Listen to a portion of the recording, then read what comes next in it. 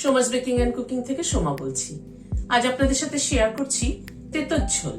এই গরমে কিন্তু দুপুরবেলা ভাতের সাথে প্রথম পাতে কিন্তু এরকম একটা হালকা পাতলা তেঁতুল ঝোল হলে অনেকটা ভাতই কিন্তু খাওয়া হয়ে যায়।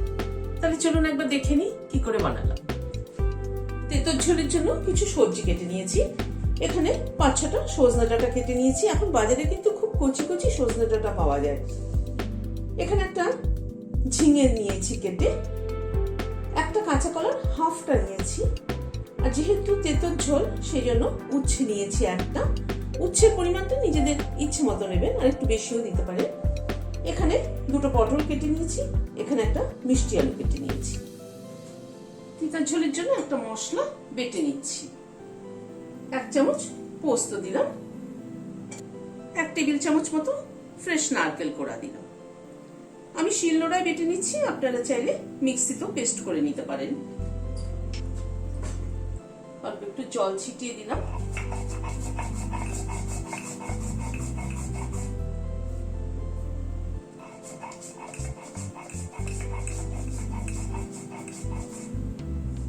গরমের দিনে দেখবেন এরকম ভাবে পোস্ত আর নারকেল বাটা দিয়ে তেঁতুল ঝোল খেয়ে দেখবেন দারুণ লাগে, কিন্তু একটু ঝোল হবে।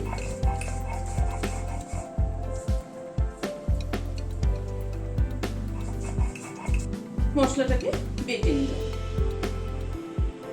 আগে কিন্তু আমাদের দিদিমাদের দেখেছি এই মশলা কাঁচানোর জন্য খোল ব্যবহার করতো, নারকেলের খোল। এখন আর কোথায় সেগুলো পাওয়া যায়? এখন সেগুলো পাওয়াও যায় না, হাতের কাছে অ্যাভেলেবেল থাকে না। মশলাটাকে তুলে নিলাম। গ্যাসে একটা কড়াই বসালাম, সরষের তেল দিচ্ছি। তেলটা একটু গরম হওয়ার পরে গ্যাসের ফ্লেমটাকে কমিয়ে দিলাম, দিয়ে উচ্ছেটা আগে দিয়ে দিচ্ছি। উচ্ছেটা একটু ভেজে নিচ্ছি। উচ্ছের সাথে বেগুন দিচ্ছি একটু। আপনাদের তখন যখন সবজি দেখালাম তখন বেগুনটা দেইনি, ভুলে গিয়েছিলাম। একটু বেগুন দিয়েছি, বেগুনটাকে একটুখানি ভেজে নিচ্ছি।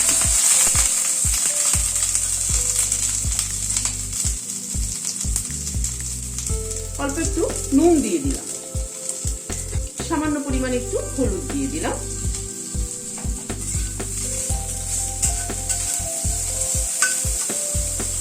উচ্ছে আর বেগুনটাকে আগে ভেজে নিচ্ছি।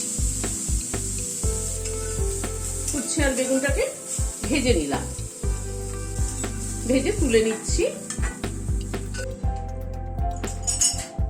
কড়াইতে আবার সরষের তেল দিচ্ছি। প্রথমে রাঁধুনি ফোড়নে দিলাম, একটা তেজপাতা দিলাম, কয়েক দানা মেথি দিলাম।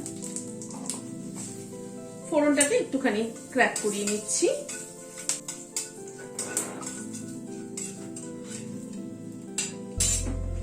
এবার সব সবজিগুলো দিয়ে দিলাম।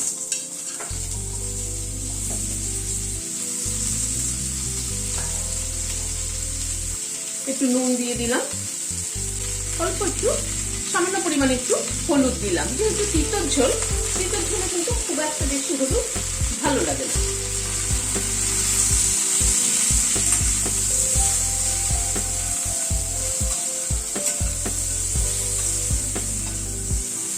নুন হলুদ দিয়ে সবজিটাকে একটুখানি ভেজে নেব। একটু ঢাকা দিয়ে দিলাম, সবজিটা সেদ্ধও হবে। প্রায় মিনিট 5 মতো ঢাকা ছিল, ঢাকাটা খুলছি।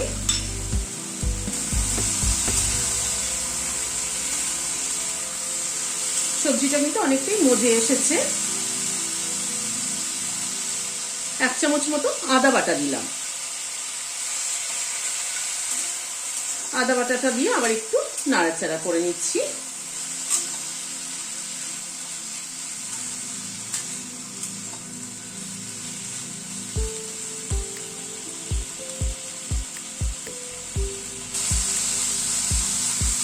আদা বাটাটা দিয়ে এই মিনিট 2 একটু নাড়াচাড়া করে নিলাম। এবার পোস্ত আর নারকেল বাটাটা দিয়ে দিচ্ছি।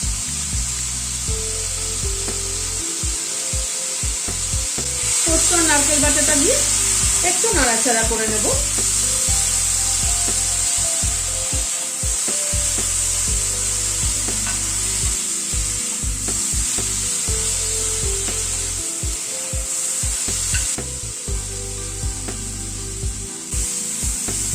পোস্ত আর নারকেল বাটাটা দিয়ে এই মিনিট 2 মতো একটু নাড়াচাড়া করে নিলাম। এই উচ্ছেটা বেগুনটাও দিয়ে দিলাম।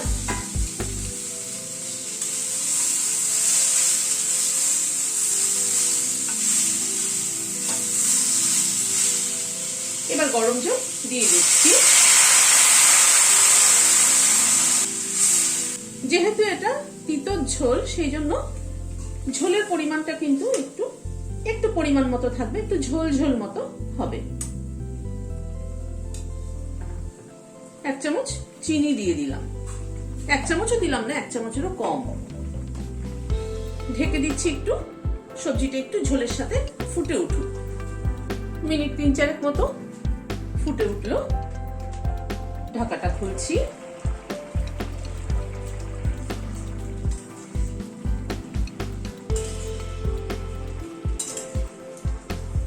এরকম একটু ঝোল ঝোল অবস্থায় কিন্তু নামিয়ে নেব।